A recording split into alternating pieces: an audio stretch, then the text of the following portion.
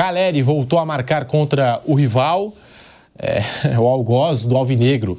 Chegou ao seu primeiro gol na temporada 2024 e o Corinthians é a vítima preferida da carreira do Jonathan Calleri. Nós temos os números: 12 jogos contra o Timão, 6 gols para o argentino, 1 assistência. Ele precisa, em média, de 129 minutos para participar de gol, 71% de pontaria no chute. De 24 finalizações, 17 certas, 17 no alvo. Os números de Jonathan Calleri. Pro segundo tempo, Carpini já fazendo a gestão de energia, trocou 3 jogadores. São Paulo consegue o segundo gol ainda assim com o Luiz Gustavo. Luiz Gustavo também é uma novidade nesse começo de temporada, né? Porque 2 jogos, 2 gols, chegou quietinho, sem badalação, sem falar muito, jogador experiente, veterano. 2 jogos, 2 gols e está fazendo o trabalho dele. A avaliação do lado do São Paulo desse clássico, o Mauro César Pereira, o que você achou do jogo do São Paulo e como vai elevar, como esse resultado eleva a confiança desse São Paulo do Carpini para a Supercopa contra o Palmeiras? Como falei há pouco, acho que o São Paulo conseguiu já de cara ser bem dominante. O gol, acho que teve ali virtude do Wellington Rato pelo lançamento, mas também pelo Calleri, que aguentou o tranco ali na chegada dos marcadores, protegeu com o corpo, finalizou muito bem na saída do Cássio, né? Então o São Paulo tinha posse de bola, tinha um certo controle do jogo e conseguiu fazer essa jogada de bola longa com uma rápida transição da defesa para o ataque, colocando seu centroavante em condição de marcar. Depois mostrou também competência no jogo aéreo do gol do Luiz Gustavo. O São Paulo teve um jogo bom, acho que seguro, muito tranquilo, tirando momentos ali de uma certa estabilidade mais para o final. Acho que o São Paulo conseguiu vencer, se impor, quebrar o tabu sem grande desgaste e olhando claramente para o jogo do domingo contra o Palmeiras. Quando, se por acaso sair vencedor, terá sido uma semana muito, muito boa para o novo técnico, especialmente, né? Porque um técnico jovem como o Carpini quebra o tabu do Corinthians, no campo do Corinthians. Aí ganha, de repente, tudo bem que a Supercopa não é um título, mas é uma taça que está em jogo, é um confronto com 2 torcidas, que não acontece há muito tempo, vai acontecer em Belo Horizonte. Todo um cenário bem fora do padrão, né? E isso acho que dá uma certo tempero, uma valorizada nesse confronto. E se o São Paulo vencer, será um começo muito bom para ele. Ele ganha até uma certa casca aí para suportar eventuais pressões em momentos de instabilidade que podem acontecer, e vão acontecer, todo time passa por isso durante uma longa temporada. Então acho que tem isso, que eu acho que é muito importante nesse momento. Um técnico novo já conseguindo bons resultados. E mesmo que não ganhe no domingo, já deu uma sapatada no Corinthians, quebrou o tabu, menos mal. O ruim seria não vencer e domingo perder. E tem a chance aí no domingo. O Palmeiras também está começando a temporada, está numa fase também de alguns ajustes. São Paulo, habitualmente, embora tenha sofrido goleadas, né, como a última 5-0, vergonhosa, o São Paulo também já eliminou o Palmeiras 2 vezes seguidas em Copa do Brasil. Costuma ser dos times grandes aquele que tem feito embates mais difíceis para o Palmeiras, mesmo nessa fase até certo ponto hegemônica, né, do time alviverde. Então, acho que é uma semana que pode ser muito, muito boa para o São Paulo, para ele ter uma certa tranquilidade no decorrer da temporada. A única coisa do noticiário do São Paulo que tem assim, uma pequena rusga é quando falam do Rames. Que o Rames quer jogar, não quer jogar, joga, não joga, não sei o quê, bababá. É a única coisa que foi, até agora, uma contratação que não se justificou e que vai custar um dinheirinho aí bom para o São Paulo, tudo indica. Fora isso, as coisas estão bem tranquilas, né? Estão calmas. Agora, não é fato, na minha opinião, que o São Paulo é um time pronto. Ontem eu vi isso. Não é pronto, é um time que o técnico vai ter... Ah, não, vai tocando do jeito que o Dorival deixou. Gente, o cara é um técnico, chega no clube, deixa como o outro deixou. Não, você tem que melhorar o time. E o time do Dorival tinha problema. Quantas vezes nós discutimos aqui problemas do São Paulo no ano passado? Então, porque ganhou a Copa do Brasil, não ganhou a Copa do Brasil, mas a temporada de um clube como o São Paulo não se limita à Copa do Brasil. Tem outros torneios. Ele está na Libertadores esse ano. E óbvio que o São Paulo almeja chegar o mais longe possível, até disputar o título, é claro, não está ali para brincar. Aliás, falando em presidente, rapidamente, para antes que eu esqueça, ontem gostei muito da entrevista do Mário Bittencourt, presidente do Fluminense. Muito boa entrevista, especialmente o trecho que ele falou do gramado. Muito bom, o gramado artificial, porque ele é contra. Muito, muito, muito bom. O Mário mandou bem demais ontem.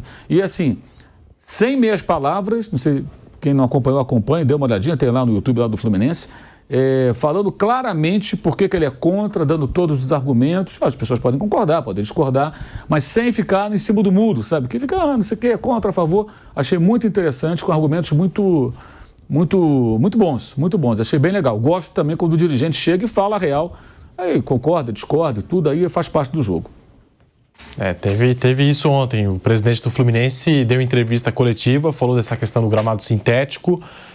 Ontem até o Lucas Moura aproveitou a ocasião, já que está todo mundo falando, disse que ele não acha adequado para o futebol, o gramado sintético. O Lucas Moura, ao ser questionado, ele falou, já que está todo mundo falando, vou falar também, vou dar minha opinião. Não acho que é adequado, disse o Lucas Moura na saída do estádio do Corinthians.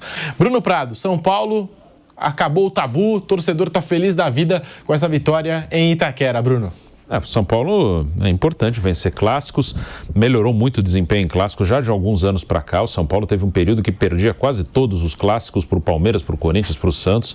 Isso já melhorou há um bom tempo, lá para 2020, 2021, a partir de 20 começou a ter uma melhora no desempenho em clássicos.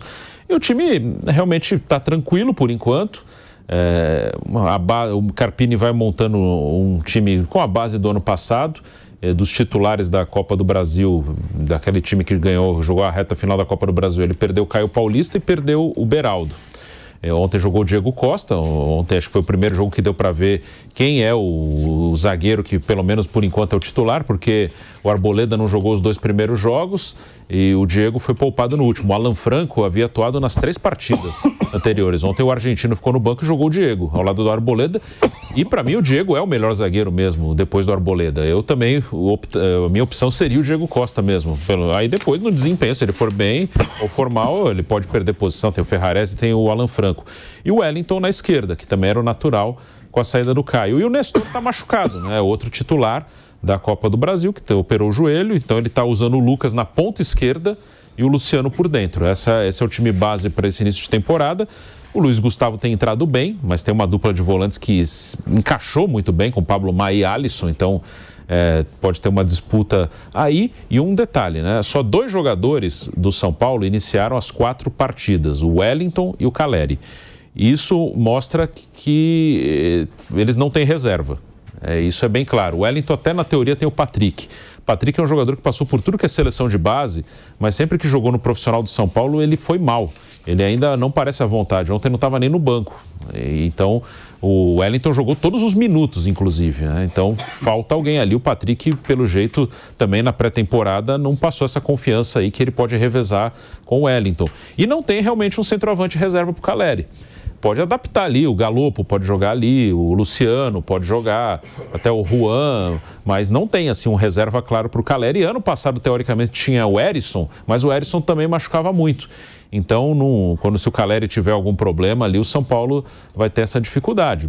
O Galopo foi bem quando jogou de centroavante ano passado no Paulista com o Rogério, mas não sei se seria ele assim para ser um centroavante quando o Caleri não puder jogar. Então, o fato do Wellington e do Caleri terem atuado nos 4 jogos mostram ali 2 lacunas assim, de elenco. Eles não têm realmente reservas prontos para jogar. E você até citou ontem, né, Bruno? O Moreira, bom jogador, hein? É bom. Bom jogador. O Moreira é bom. Às vezes, tomada de decisão, isso aí vale para qualquer jogador jovem, né? Que já chega para o profissional, mas gostei da atuação do Moreira quando entrou ontem. Ele é bom. O Moreira é um cara que jogou bastante em 2022 com o Rogério. O Rogério gostava muito dele. Ele pode jogar de lateral direito, de lateral esquerdo e de volante. Ele faz algumas funções. Ele tem nacionalidade portuguesa também, já jogou em seleção de base de Portugal. Só que ele teve uma cirurgia de joelho, né? Ele rompeu o ligamento no final de 22, então em 23 ele jogou muito pouco. É um cara que dá para ser utilizado, sim, né? Pode jogar nas 2 laterais, pode jogar como volante. Acho que se estiver bem fisicamente, ele vai ser uma boa opção para o São Paulo. Deve ser bastante utilizado ao longo da temporada. Vamos ouvir o técnico do São Paulo, Thiago Carpini, a avaliação que ele fez desse jogo. São Paulo que tem pela frente aí a Supercopa, semana cheia, né? Já começou com um clássico e vai ter outro clássico no fim de semana, esse sim valendo taça, valendo aí a Supercopa do Brasil. Carpini fala e você acompanha aqui no Bate Pronto. O jogo como era esperado, né?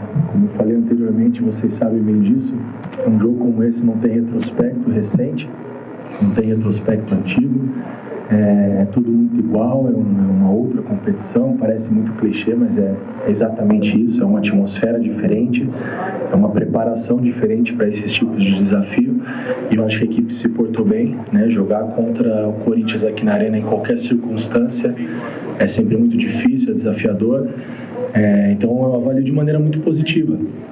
Claro que uma vitória como essa, uma quebra de tabu, não significa que não houveram muitas situações a serem melhoradas, né? E isso a gente tem esse entendimento, nem tudo foi tão bom, mas no geral o saldo é muito mais positivo, né? Por conta de tudo que foi apresentado coletivamente, individualmente, algumas mudanças aí, alguns atletas que vêm surgindo como lideranças, o caso do Luiz Gustavo, o próprio Wellington Rato, que você falou, o líder de assistências, e não só por ser um cara decisivo, né? Por também ser muito comprometido nos comportamentos sem a bola. O jogo passado que ele não jogou, tivemos o Nicão, que também deu uma assistência, então a gente começa a ganhar ainda mais opções dentro do elenco mesmo, isso é de fundamental importância, então a gente fica muito feliz com o que nós conquistamos aqui hoje. Então nós temos aí até o final do dia para comemorar e curtir um pouquinho, que vale a pena. O torcedor queria muito essa quebra de tabu, assim como esse grupo queria muito a cobrança interna, ela existia, por mais que a gente tente amenizar, e foi o que eu fiz, vocês sabem bem disso. Existia assim essa cobrança por nós mesmos, para dar uma resposta para o nosso torcedor. Então foi muito importante. Então a gente tem um períodozinho curto aí até o final do dia para a gente comemorar e virar a página. É só o início de uma semana decisiva, então a gente tem coisas a serem melhoradas, evoluídas e trabalhadas. Já para o final de semana a gente tem mais um grande jogo, uma decisão, um clássico.